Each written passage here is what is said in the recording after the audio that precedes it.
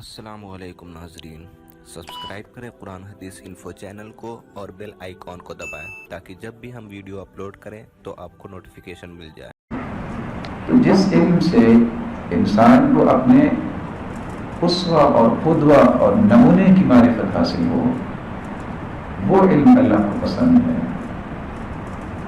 ادراک، ایک شخص کو اپنی زندگی کے مقاصد کا ادراک ہو، مجھے اللہ نے کیوں پیدا کیا، میری زندگی سے میرا مالک کون کون سے اعمال چاہتا ہے، میں کون کون سے کام سر انجام دوں، میں کن کن راہوں کو اختیار کروں۔ جب تک مقاصد کا ادراک نہیں ہوتا انسان کو، اس کا علم اسے نفع نہیں دیتا۔ تو نفع مند علم ہوتا ہے جس سے اللہ کی صحیح پہچان،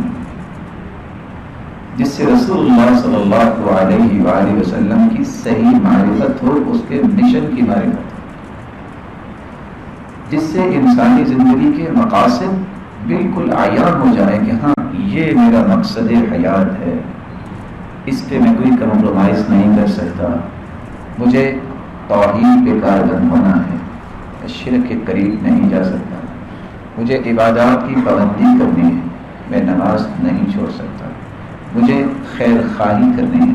میں کسی مسلمان کی دشمنی نہیں کر سکتا، مجھے بڑے کا احترام کرنا ہے،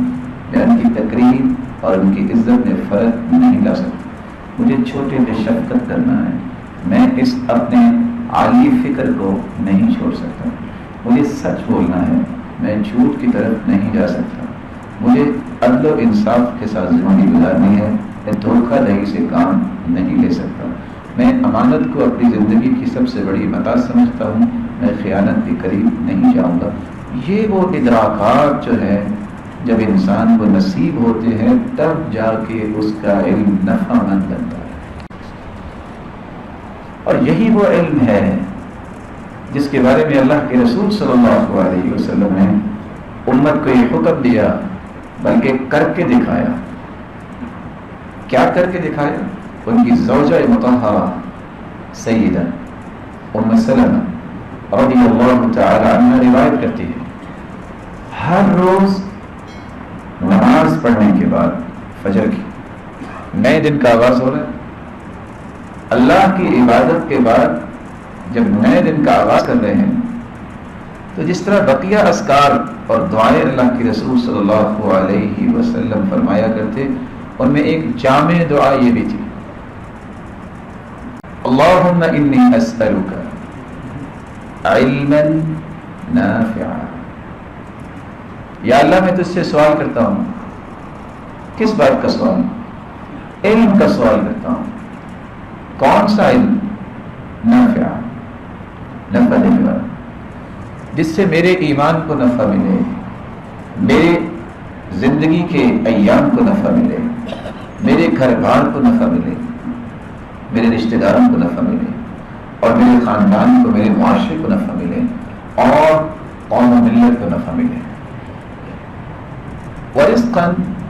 طیبا، اللہ عز و جلال کے پیغمبر نے ترتیب دیکھیں کیسے بنائی ہے، نفع مند علم کا سوال، پھر مالک الملک، مجھے زندہ رہنا ہے تو مجھے کچھ کھانا ہوگا، کچھ پینا ہوگا، میرے مالک حلال لقمہ دینا، طیب اور پاکیزہ رزق دینا، حرام سے بچانا۔ وعملا متقبلا، اللہ مجھے کچھ کرنا ہوگا تو تیری رضا ملے گی، میرے ہر عمل کا زاویہ یہ بنا دے کہ عمل میں وہ کروں میرے مالک جس سے تو راضی ہو جائے۔ اور یہ اتنی خوبصورت ترتیب ہے، جس کا علم نفع مند ہوتا ہے وہ پاکیزہ ہی کھاتا ہے اور اس کی نیکیاں قبول ہی ہوتی ہیں۔ پھر سنیے، جس کا علم نفع مند ہوتا ہے وہ پاکیزہ ہی کھاتا ہے، پھر مالک الملک اس کی عبادات کو قبول نہیں کرتا۔